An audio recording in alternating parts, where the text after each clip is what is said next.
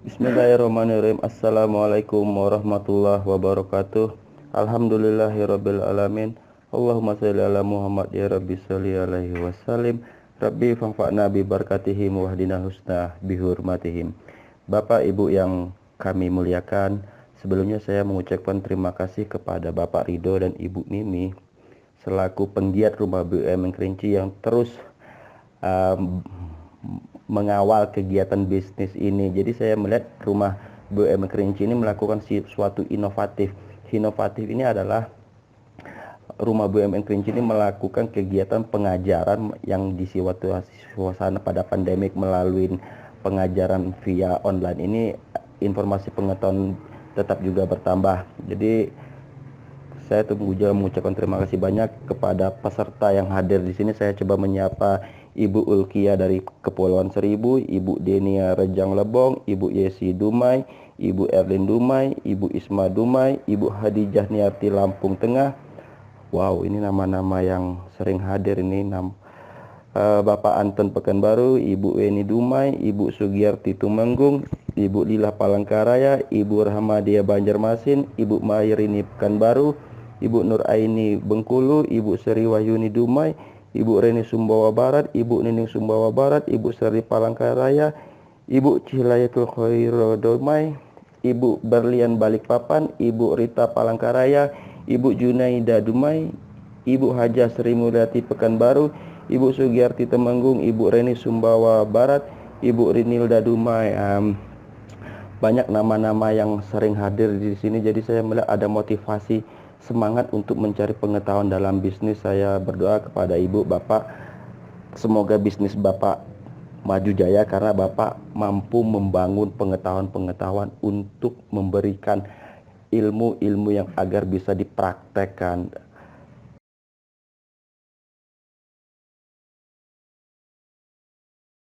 Baik Bapak Ibu, selanjutnya kita coba membangun pemahaman tentang bagaimana tips perang harga dalam bisnis. Jadi sebagai pengantar, kita tidak bisa melewati perang harga. Kita tidak bisa menolak perang harga karena perang harga itu bersifat alami. Apapun yang kita jual akan ada kompetitor. Jadi perang harga ini hukumnya adalah mereka melakukan perang dengan sama-sama produk. Nggak bisa suatu produk berperang dengan produk lain, itu tidak mungkin. Jadi di sini ada suatu strategi bagaimana produk kita dalam perang harga itu bisa memenangkan persaingan. Namun kadang kita juga melihat bahwa perang harga itu identik dengan penurunan harga. Jadi sehingga harga kita rendah, sehingga banyak pembeli, sehingga bermonopoli. Tetapi apakah kita tidak melihat keberlangsungan bisnis kita? Kalau selalu kita menurunkan harga, apakah bisa kita menjadi beruntung? Karena banyak efisiensi yang dibuat di situ dilakukan. Jadi sebaiknya jangan melakukan strategi penurunan harga karena di situ tidak ada nilai kreativitas. Sebaiknya ikuti model ini. Coba tambahkan bonus pada produk kita lebih berbeda dari pihak lain. Atau kalau istilahnya tuh added value. Jadi maknanya begini, misalnya kita suatu ada produk, coba kita lampirkan produk itu dengan keramahan. Berikan sesuatu free atau gratis. Kan hal-hal yang berlebih. Kemudian bagaimana kalau tepat waktu. Jadi Bapak Ibu, saya melihat di grup ini banyak ibu-ibu. Jadi saya melogikan bahwa ibu-ibu ini cenderung ke bisnis kepada kuliner, makanan atau minuman, ataupun yang bersifat sandang, yang bersifat kerajinan tangan, pakaian, ataupun pernak-pernik bersifat kewanitaan. Jadi dalam bisnis ibu-ibu ini coba Ibu tambahkan bonus. Jadi tambahan bonus ini ada dua, immaterial dan material. Yang immaterial itu adalah seperti keramahan, senyum, menanyakan bagaimana keadaannya. Dan yang material ya kalau kita dalam bisnis makanan tentu ada sisa-sisa yang tidak digunakan, itu bisa dibuat, diolah menjadi suatu kegratisan yang merupakan tanda ikatan emosional. Jadi poin pertama dalam kegiatan ini tambah bonus pada produk kita dan itu bisa menjadikan produk kita berbeda dari pihak lain. Dan juga kita juga survei kepada produk lain seperti apa dia punya permainan bisnisnya. Nah, dari situ kita bisa membuat suatu kebaharuan agar bisnis kita bisa diterima. Jadi untuk sesi ini coba dipikir produk kita itu apa yang bisa diberikan bonus.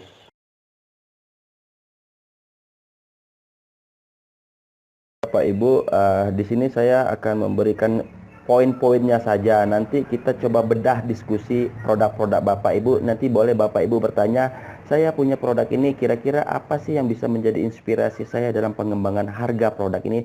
Nanti kita sama-sama membedahnya untuk mencari inspirasi-inspirasi agar Ibu itu bisa mengembangkan seperti apa harga yang tepat agar bisa diterima pasaran. Nah, selanjutnya poin untuk perang harga ini kita melakukan perubahan produk. Lakukan perubahan produk. Jadi di sini kan banyak yang bersifat makanan dan sandang atau kuliner.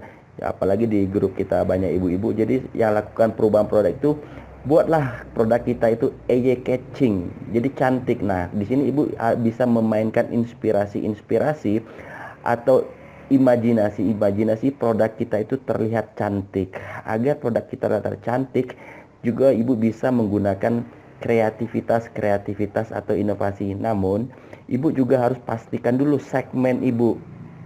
Kalau ibu-ibu ini produknya segmennya adalah pakaian ataupun kerajinan tangan untuk ibu-ibu yang umuran dewasa, jadi ibu juga harus menambahkan variabel-variabel mereka agar mereka juga menambah daya tarik.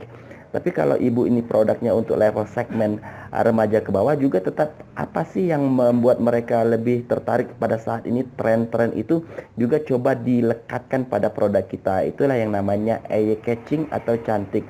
Jadi inspirasi cantik ini ibu bisa menginspirasi dari ibu sendiri, ibu lihat dan ibu benah bagaimana ini bisa membuat cantik. Namun cantik di sini juga harus kita ukur apakah itu diterima di pasar atau tidak. Kalau tidak diterima pasar, kita rubah kecantikannya agar lebih bisa lagi diterima.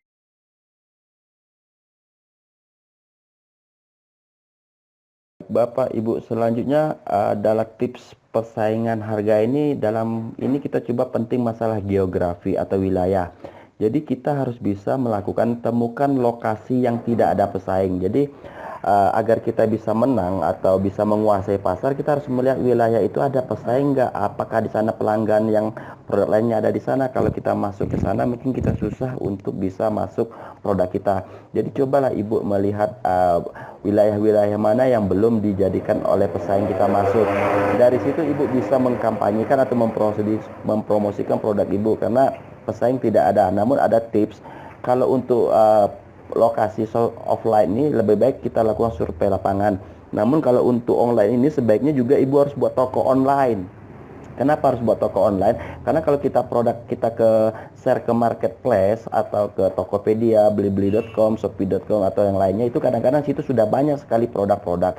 Namun kita juga harus berani membuat toko online sendiri, kita bangun sendiri, kita berikan informasi, nanti link toko online itulah yang kita sharekan ke marketplace. Jadi kita harus punya market offline dan market online. Baik Bapak Ibu, di sini poin selanjutnya adalah bersahabat dengan pelanggan. Jadi kan pelanggan ini artinya adalah pembeli yang berkali-kali membeli produk kita. Jadi kata lainnya adalah friendship. Bagaimana bersahabat dengan pelanggan ini? Kita buat database profil pelanggan tersebut.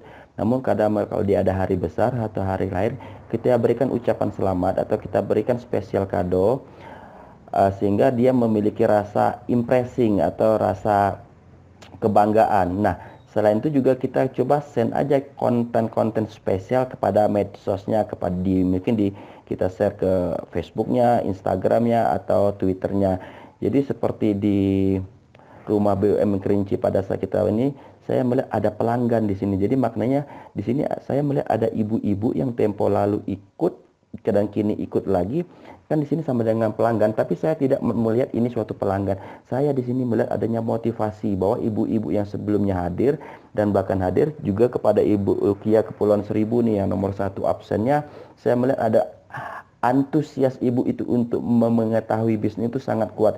Semoga ibu-ibu yang rajin mendengar ini ambil pengetahuan ini dalam membangun kemajuan usaha ibu, karena hasil tidak akan membohongi usaha, atau usaha akan pasti tidak akan membohongi hasil.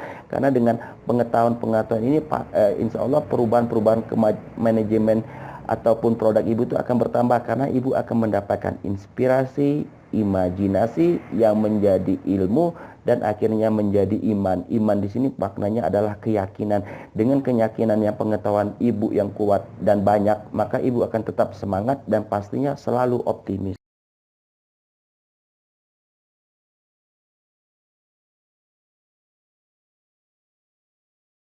Oke, Ibu, Bapak, ini yang selanjutnya bagaimana tips perang harga ini kita buat produk baru. Jadi, cobalah kita membuat bentuk baru dari bahan lama 2 atau 3 jenis. Jadi, karena ini kita tahu bahwa konsumen itu tidak suka hal yang membosankan, dia harus ingin yang baru, dan kita juga sebagai penjual harus mengerti permintaan pasar. Jadi, kenapa tidak misalnya Ibu berbisnis makanan atau minuman ataupun sandang yang bersifat kerajinan tangan atau pakaian, kenapa tidak kita ciptakan 2 varian atau 3 varian baru.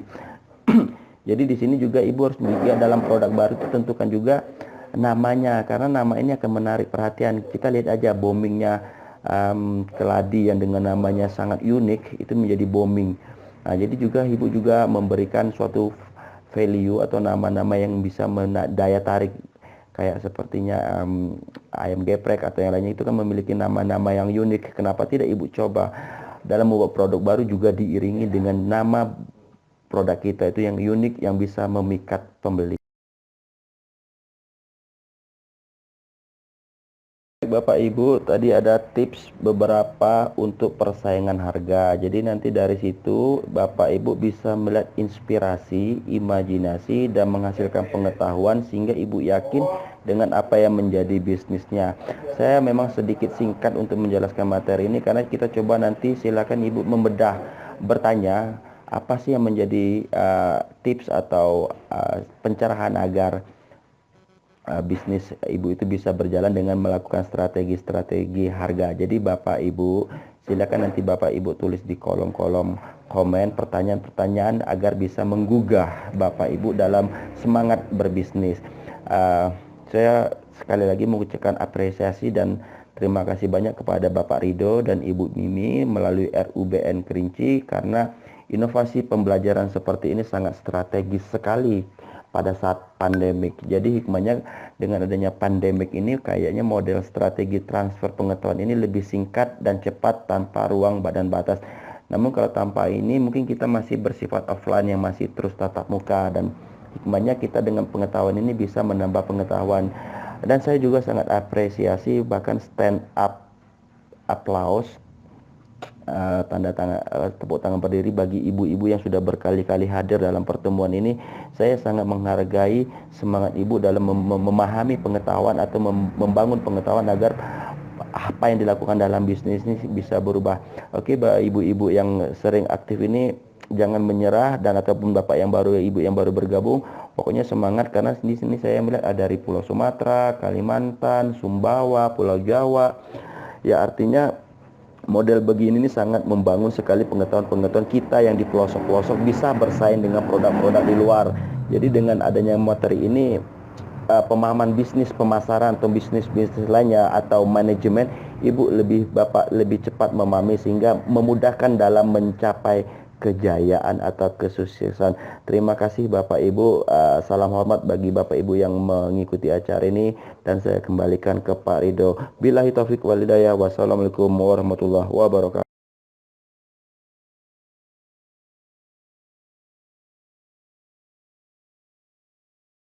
Waalaikumsalam Ibu Junaida Trida. Pertanyaannya, bagaimana cara kita meletakkan harga produk supaya konsumen tidak mengeluh dengan harga yang kita berikan? Terima kasih. Ini menarik sekali Ibu pertanyaan ini. Jadi saya menjawab bagaimana supaya konsumen tidak mengeluh terhadap produk yang kita letakkan. Solusinya begini Ibu. Ibu akan membuat rentang harga. Jadi misalnya Ibu menjual produk 1 kilo, 5 ons atau 1 on. Jadi kalau pelanggan kita, konsumen kita menyatakan ini kemahalan, dia bisa membeli yang kecil. Atau Kalau ibu juga menambahkan kualitas-kualitas kenapa kita berjual kini, karena dia mendapatkan suatu kelebihan-kelebihan. Jadi selayaknya untuk supaya tidak mengeluh ini, kita coba ibu solusinya, ibu membuat rentang harga. Ada yang mungkin harga nilainya yang 1.000, ada yang 5.000 atau 10.000. Jadi konsumen bisa memilih varian-varian harga sehingga dia tidak mungkin mengeluh. Jadi coba ibu melihat dari sisi segmen untayan harga-harganya. Jadi itu ibu, saya coba memberikan pencerahan untuk terkait masalah harga. Waalaikumsalam Ibu Yanti Mayasari Rejang Lebong. Semoga sukses selalu ya Bu, karena saya melihat Ibu ini aktif dalam kegiatan pengetahuan berbisnis. Saya harap Ibu juga bisa sukses selalu. Pertanyaannya adalah, usaha yang sudah banyak di suatu daerah, bagaimana trik atau strategi harga, misalnya untuk memberikan diskon atau potongan harga agar kita tidak rugi namun tetap bersaing dengan usaha yang sama dengan produk kita? Ini pertanyaan yang cerdas Ibu. Saya pernah melakukan strategi ini dan saya berhasil. Jadi memang benar Ibu, kita memberikan diskon atau potongan harga namun kita tidak rugi. Kita bisa mensiasatinya begini Ibu. Jika harga Ibu itu misalnya harganya Rp10.000, Ibu kenapa tidak berani aja harganya di situ dibuat sebanyak 30.000 dan diskon sebanyak 60%. Jadi artinya Ibu masih untung dan harga masih tetap. Kadang-kadang masyarakat ini masih suka pada persepsi kata-kata diskon. Jadi kita di sini mengalihkan pandangan dia dengan kata-kata diskon. Jadi masih relevan sekali kalau diskon itu kita gunakan dalam produk kita. Namun produk itu kita markup dulu, naikkan dulu harganya. Saya pernah mengalami kegiatan ini dalam bisnis tanaman hias. Jadi saat itu harganya saya naikkan sampai 300%, saya diskon sampai 90%. Jadi saya situ banyak untung, tetapi di situ saya tidak rugi. Karena saya melihat ada masih persepsi konsumen itu lebih cenderung suka kepada kata diskon atau potongan harga. Silakan Ibu gunakan diskon dengan potongan harga, namun coba Ibu markup dulu naik sampai beberapa persen dan Ibu diskon dengan harganya yang tidak membuat rugi. Jadi di situ bisa Ibu mengalihkan pembeli untuk lebih tertarik karena ada diskon. Terima kasih Ibu. Baik Bapak Rido, izin bertanya, kapan seharusnya perusahaan melakukan perubahan harga? Dan pertanyaan kedua, bagaimana harus perusahaan menanggapi perubahan harga dari kompetitor? Jadi saya coba menjawab yang nomor satu. Pertanyaannya kapan? Kalau pertanyaannya kapan, itu tidak ada waktunya nanti atau esok. Karena perubahan harga ini adalah hasil dari kita meninjau ke lapangan, apakah kita positioning brand kita itu pada posisi yang harganya sesuai dengan harga pasaran atau tidak. Jadi kita kalau bertanya kapan, kita harus melakukan tinjau dulu di lapangan. Setelah dapat tinjauan di lapangan, baru kita strategikan apakah varian harganya itu di atas atau di bawah atau sama. Namun tetap dalam perubahan harga tetap kita memberikan kelebihan-kelebihan sehingga kita itu memicu rangsangan pembeli. Kemudian bagaimana seharusnya perusahaan menanggapi perubahan harga dari kompetitor? Nah, di sini sangat menarik Bapak. Bagaimana perusahaan menanggapi perubahan harga dari kompetitor? Jadi begini, kalau perubahan harga dari kompetitor itu membuat membuat biaya produktivitas itu makin tinggi, kita jangan melakukan itu karena itu merupakan siasat mereka agar ikut bersaing juga menurunkan harga, tetapi banyak hal-hal yang dirugikan yang akan menenggelamkan kita. Sebaiknya dalam diskusi perusahaan dalam menanggapi perubahan kita harus melihat dari dua sisi. Yang pertama adalah sisi eksternal dan dari sisi internal. Kalau dari eksternal kita melihat bagaimana perilaku konsumen terhadap produk kompetitor itu. Kalau dia lebih cenderung tertarik kepada pihak kompetitor, apa yang membuat dia menjadi itu? Kalau memang harganya, kita juga bisa bersaing dengan harga juga, tetapi dengan kuantitas yang dirubah. Artinya kalau secara eksternal kita bisa juga mengikuti tren pasar, tetapi kita juga harus mengurangi kuantitas. Artinya begini, kalau kita membuat 10 kilo, mereka menjual dengan harga yang turun, kita juga buat juga dengan harga yang rendah juga, tetapi nilai kilogram berat atau jumlahnya dikurangi karena itu tidak merugikan kita. Kalau ikut dia, kita takutnya kekuatan modal kita kurang kuat. Nah, Juga dari sisi internal ini yang sangat penting sekali yang bisa menyelesaikan masalah eksternal. Pakailah teknologi, apalagi saat ini untuk informasi sangat luas. Jadi kalau kita mensikapi ada perubahan produk dari kompetitor yang sangat signifikan dan kita ingin melakukannya sementara kita keterbatasan sumber daya, sebaiknya kita gunakan teknologi. Saya melihat tren ini kepada tren Nokia yang kalah oleh tren BlackBerry dan akhirnya BlackBerry kalah dengan Android. Jadi saya melihat bahwa teknologi harus dilibatkan. Teknologi ini ada dua teknologi yang digunakan oleh cara manusia membuat teknologi atau kegunaan teknologi itu sendiri. Jadi artinya teknologi ini harus dilibatkan dalam keputusan-keputusan perusahaan untuk membuat suatu persaingan harga. Libatkan apa sih teknologinya sehingga kita tidak bisa membuat produk biaya produk yang makin melonjak. Jadi itu Bapak Rido, pertanyaan kapan sesegera mungkin harus kita meninjaukan tren pasar. Terus bagaimana seharusnya perusahaan menanggapi ini? Ya kita harus istilahnya itu menganalisis, kita harus membuat metode agar bahwa harga yang kita buat ini tetap tepat sasaran dan tidak merugikan. Baik, Ibu Hadijah Narti Lampung Tengah yang bertanya, agar produk kita bisa menarik dan dapat bersaing dalam harga jual, perlu pengemasan yang menarik. Cara menghitung biaya pengemasan agar tidak menambah modal terlalu besar. Jadi ada dua strategi, Ibu. Jadi strategi yang pertama adalah biaya pengemasan kita tetapkan, tetapi ada biaya produksi yang lain yang kita turunkan. Misalnya mungkin transportasi kita gunakan efisiensi atau produk-produk lainnya. Jadi di sini juga menggunakan teknologi. Artinya bahwa pengemasan tanpa mengurangi biaya pengemasan, kita juga harus membuat efisiensi di biaya lain. Yang keduanya adalah kita juga harus selalu berubah-berubah soal pengemasan. Karena kalau kita masih menggunakan pengemasan model lama, tentu biayanya lebih tinggi. Misalnya pengemasan pakai kayu, itu kan tentu biayanya lebih besar. Kenapa tidak dalam teknologi pengemasan kita juga harus merevisi atau memberikan inovasi. Jika dulunya dari kayu, kenapa tidak sekarang pakai kardus-kardus atau kertas-kertas tebal. Nah, kalau juga masih mahal, kenapa tidak kemasan ini pakai yang daur ulang? Karena kita banyak sekarang bahwa pengemasan dilakukan melalui daur ulang untuk mengefisiensi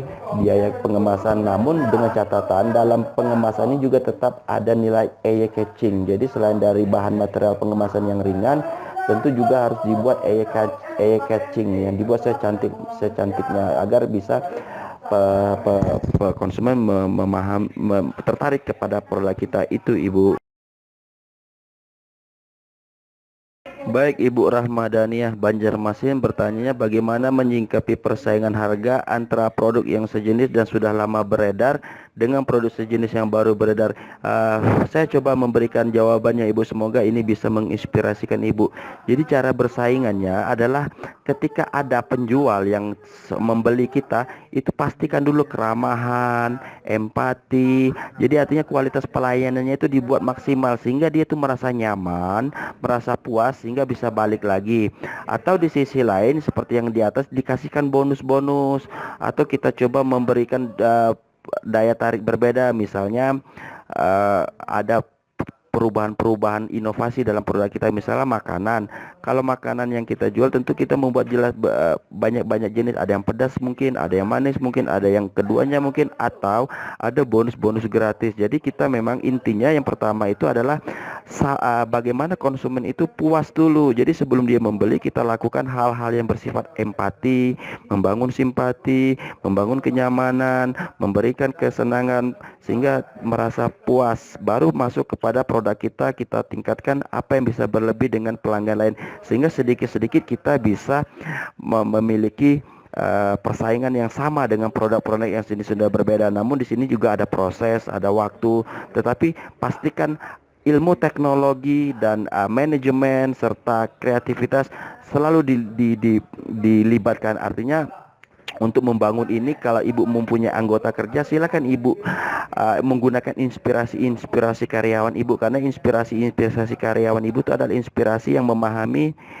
bagaimana perilaku konsumen, sehingga dengan begitu Ibu bisa mengkoreksi apa yang menjadi kesalahan-kesalahan ini dan coba ditinjau apakah mereka lihat perilakunya. Jika mereka balik lagi berarti kepuasan itu berjalan.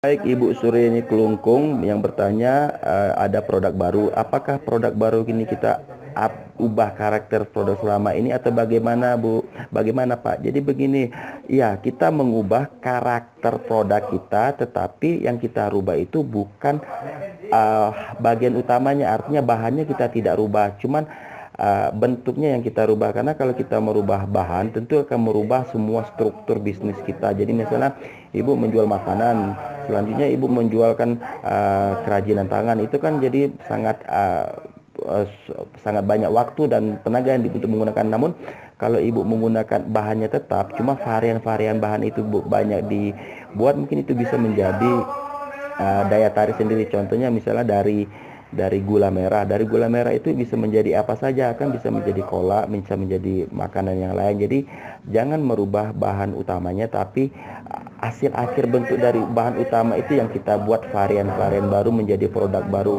Dan jangan lupa ada nama-nama yang sangat menarik untuk daya tarik para pembeli. Tapi ibu juga harus mengukur, kalau di lapangan itu tidak meminat, maka ibu cepat strategi lagi, pasti ada yang menjadi perbedaan. Sebaiknya ibu melakukan tinjauan bagaimana kompetitor melakukan penguatan produknya, dan kita coba adopsi atau adaptasi. Ya, kalau untuk mereplikasi kenapa tidak? Karena kita kan memiliki inspirasi. Baik, Ibu Sugiyarti Temenggung yang bertanya bagaimana tips untuk meyakinkan diri kita sebagai pelaku UMKM agar semangat, tidak mudah down, dan yang melakukan diskon besar-besaran. Apakah yang lebih penting laris dengan kualitas banyak tapi untung yang kecil, atau kuantitas sedikit tapi mengambil keuntungan yang besar? Baik Bapak Ibu Sumanggung, ini pertanyaan yang menarik. Yang pertama, saya mencoba tetap melibatkan Tuhan, terus berdoa dan terus meminta. Yang kedua, meyakinkan diri kita ini supaya kita lebih yakin, itu salah satunya adalah banyak-banyak mengetahui pengetahuan bisnis. Jadi ibu harus bisa melihat mungkin di googling atau di YouTube bagaimana bentuk mekanisme bisnis. Nah, dari banyaknya pengetahuan ibu tentang bisnis, tentu ibu akan memiliki keyakinan. Nah, dan keyakinan ibu itu tidak akan, kalau dengan ada keyakinan pengetahuan bisnis yang ibu dapat, ibu akan merasa tidak akan pantang menyerah. Terus apakah lebih penting laris dengan kuantitas banyak tapi untung kecil, atau kuantitas sedikit tapi mengambil keuntungan yang besar? Jadi strateginya yang untuk nomor 2 ini, pertanyaannya ibu, saya menjawab pakai dua-duanya, Bu. Jadi ada suatu segmen ibu pakai yang dengan untung kecil tapi laris besar, dan di segmen lain ibu dengan pembelian sedikit dengan untung besar, karena kita bisa mempengaruhi. Jadi kenapa tidak pakai aja dua-duanya? Jadi kita buat produk dengan harga yang untungnya kecil, dan buat dengan harga yang jarang dibeli tapi untung yang besar. Jadi itu ibu untuk pencerahannya. Waalaikumsalam Ibu Sidaryani. Trik menghadapi sesama usaha yang produknya sama dengan harga lebih rendah. Saya sudah membuat trik dengan harga, namun konsumen belum merespon. Jadi kalau di sini sederhana Ibu, ketika konsumen belum merespon, itu sudah otomatis ada yang salah pada kita. Nah, untuk merespon konsumen ini, kita jangan langsung menanyakan produk kita, mungkin kita menyentuh dari sisi-sisi lain sehingga kita bisa berkomunikasi. Jadi kesimpulannya, buat bersahabat dulu.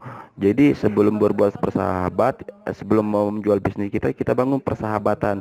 Nah, kita bangun empati, kita bangun simpati. Mungkin dari situ konsumen akan terhenyuh dan mau membeli.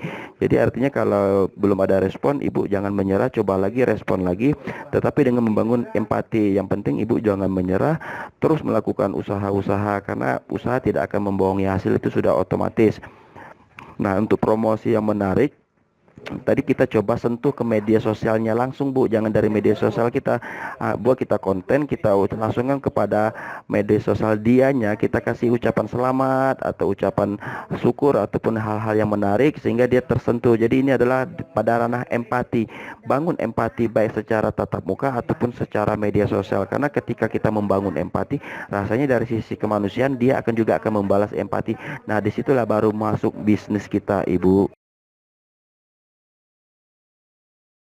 Waalaikumsalam Ibu Weni Dumai. Saya mencoba menjawab pertanyaan nomor 1. apakah dengan begitu menjadi nilai jual produk saya turun, Mas?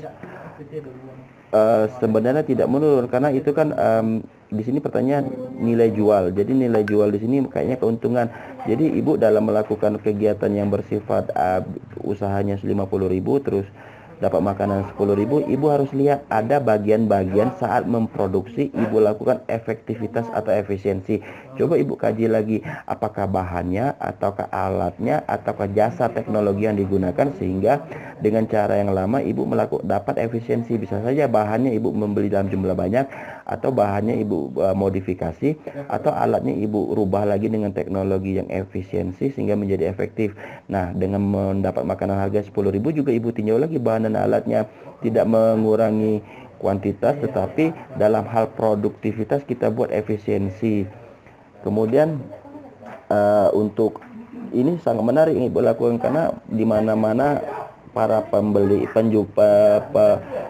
itu pasti berpikir adakah cashback atau diskon. Kita siasati tetapi jangan sampai mempengaruhi harga modal. Kemudian untuk yang pertanyaan kedua, berapa lama kita butuhkan untuk menjual produk tempat yang baru? Ibu, kalau untuk bisnis saya melihat paling lama itu durasinya 1 tahun lah kita bisa bertahan.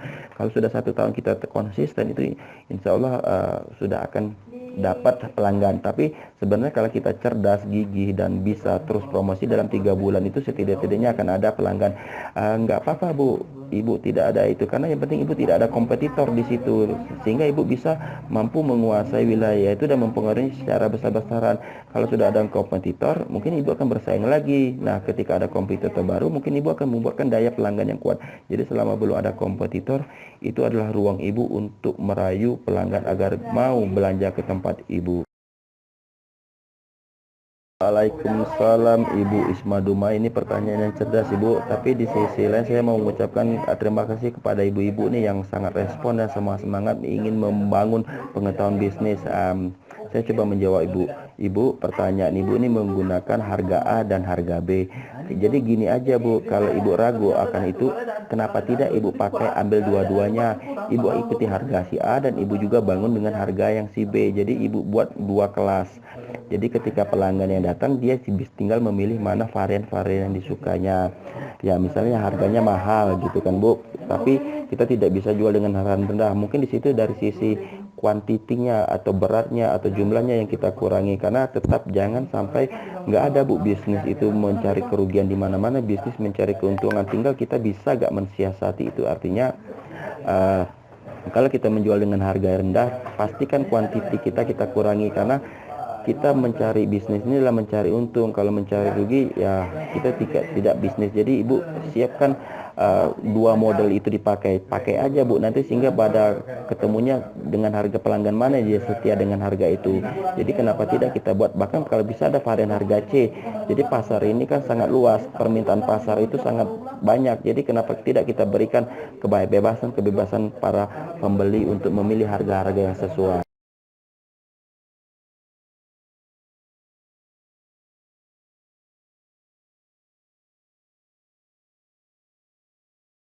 Waalaikumsalam Ibu Nur Aini Bengkulu yang bertanya, bingung dalam kondisi corona, jualan banyak yang nawar dan harganya murah. Saya hanya jualan kue basah dengan harganya satunya 1.000, banyak yang nawar 800. Nah di sini bingung mau dikasih nggak balik modal, dikasih besoknya dia mau harga 800 lagi, gimana solusinya? Saya coba menjawab ya Bu. Saya melihat ada strategi di sini di tempat saya di Kerinci ini ada yang menjual salah bule tepatnya.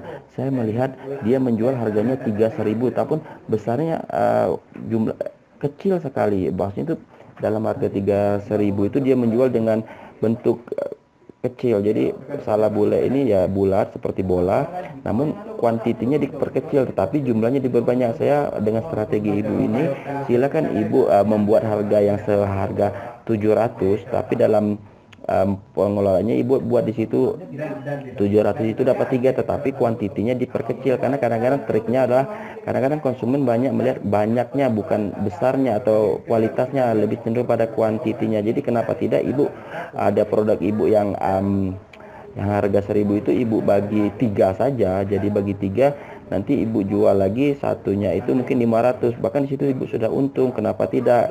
Ya karena kita pastinya nggak mau rugi, tetapi kita juga memenuhi permintaan konsumen, harganya murah dan dapatnya juga banyak. Jadi strateginya adalah siasat bagaimana konsumen bisa tertarik dengan harga kita yang murah, tetap pastinya konsekuensinya kuantitinya atau bentuknya diperkecil agar kita masih dapat untung. Bahkan kalau dengan model ini ibu bisa menjadi untung, karena ibu harganya 1000, ibu bagi 3, ibu satu jual harganya 500, bahkan ibu sebenarnya sudah menjual harga 1500. Coba aja trik ini ibu.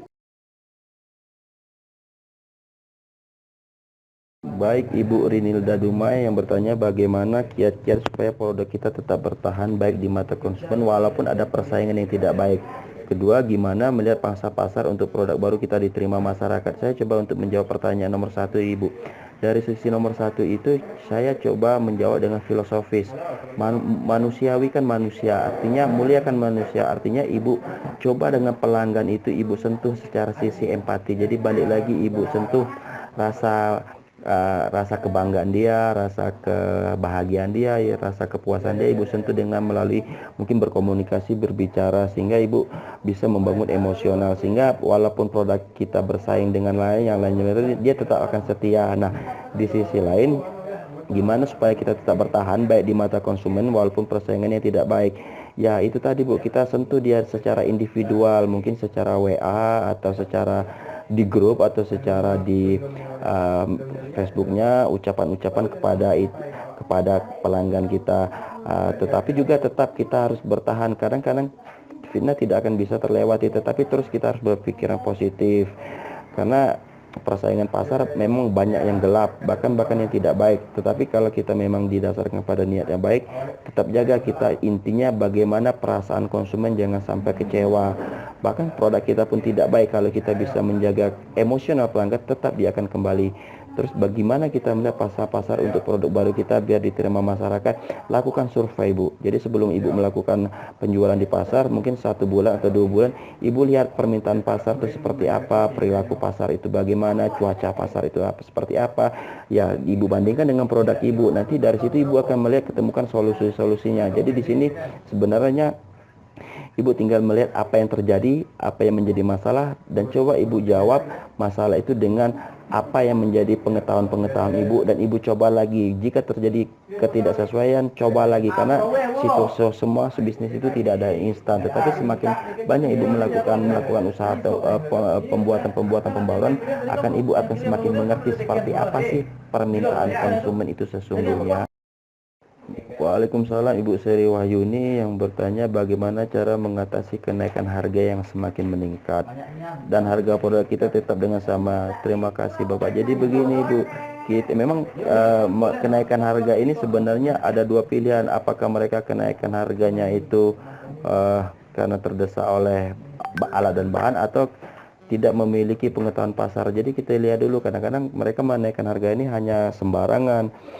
Tapi kita juga harus melihat bahwa kenaikan harga ini harus realistis, karena kalau tidak kita juga yang akan gagal. Jadi kesimpulannya, untuk menaikkan semakin meningkat dan harga produk tetap akan sama, jadi solusinya kita harus bisa melihat pasaran pasar Ibu. Jadi solusinya juga ada dua juga Ibu, membuat suatu produk dengan harga yang tinggi, dan di sisi lain juga Ibu harus membuat produk harga yang di pasaran atau di bawah pasaran, tetapi kita jangan mencapai rugi.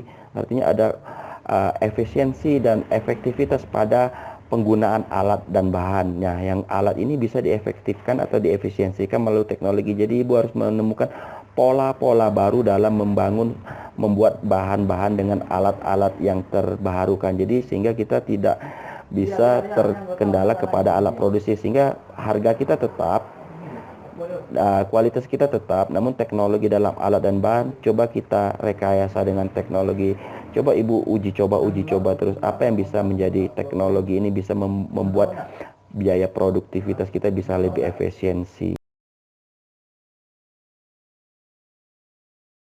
Baik, Bapak Denny Agung yang bertanya tentang selisih 1000 saja konsumen akan berpindah. Jadi untuk pertanyaan ini Bapak juga harus melakukan persamaan juga dengan konsumen. Tapi di sisi lain, kalau memang produk Bapak itu berupa makanan atau minuman ataupun sandang Bapak yang dibuat sendiri, Bapak buat rentang harga. bahkan bisa yang dibuat di bawah harga mereka. Jadi solusinya rentang harga itu kalau Bapak melakukan buat produknya sendiri. Tapi kalau Bapak membuat misalnya dropship atau bahan yang lain, mungkin Bapak bisa membeli dari agen-agen besar atau produsen-produsen besar yang mungkin memberikan harga-harga yang murah. Kemudian membuat mindset aqua, misalnya contohnya yang sudah menjadi branding, iya ini butuh proses. Jadi ini hal yang penting Bapak Ibu, Bapak membuat lamanya itu yang sangat unik sehingga menjadi terbenak di para pembeli. Tapi ini juga butuh waktu dan promosi yang kuat. Ya, ini memang sangat normatif. Ketika ada air mineral akan bertanya beli aqua, atau misalnya beli kendaraan roda 2 orang bertanya beli Honda, padahal yang dijual adalah Yamaha. Jadi di sini memang mindset pembeli itu bisa dipengaruhi melalui empati, simpati, promosi, dan juga keramahan. Jadi pastikan memang ada tim pemasaran sendiri sebenarnya agar bisa membangun brand perusahaan, brand produk Bapak. Jadi memang mindset ini sangat penting. Kalau kita bisa mempengaruhi penjual dengan hal-hal yang bisa dia terima, maka mungkin barang kita, produk kita akan cepat laris. Jadi intinya bagaimana posisi kita sebagai konsumen untuk bisa mampu mengetahui apa yang akan jadi permintaan konsumen. Lakukan dulu survei dulu, atau dilihat apa sih kemauannya konsumen. Anggap saja kita konsumen, apa yang kita mau, maka itulah jawabannya. Waalaikumsalam, Ibu Rita Kurnia Palangkaraya yang bertanya, saya ingin launching tapi ada teman saya duluan launching dan produknya sama, terus dia tahu kalau saya ingin memasarkan produknya saya, dia marah kepada saya dan terus lagi, apakah terus maju dengan produk ataukah saya harus merubah bentuk produk saya? Jawabannya ada dua Ibu, tinggal Ibu pilih. Yang pertama, silakan saja maju karena kita tidak boleh monopoli pasar. Jadi dia itu melakukan intervensi, Ibu, itu tidak persaingan sehat, itu tidak boleh. Kita boleh kok melakukan kegiatan perusahaan jual-jual yang sama karena tidak ada boleh monopoli dalam bisnis di Indonesia. Nah, kalau dia marah, apa dasar dia marah? Karena dalam bisnis ini tidak ada intervensi yang begitu, bahkan dia melakukan pasar yang tidak sehat dan itu tidak boleh. Dan bisa juga Ibu melakukan inovasi ataupun melakukan kreativitas dengan menambahkan produk supaya tidak sama dengan beliau. Kenapa tidak? Yang penting Ibu jangan takut, jangan maju, karena bisnis itu tidak boleh dimonopoli. Apapun boleh dijual, seperti kan banyak juga orang jualan air kemasan dengan banyak merek. Jadi persaingan itu diperbolehkan dalam bisnis Indonesia.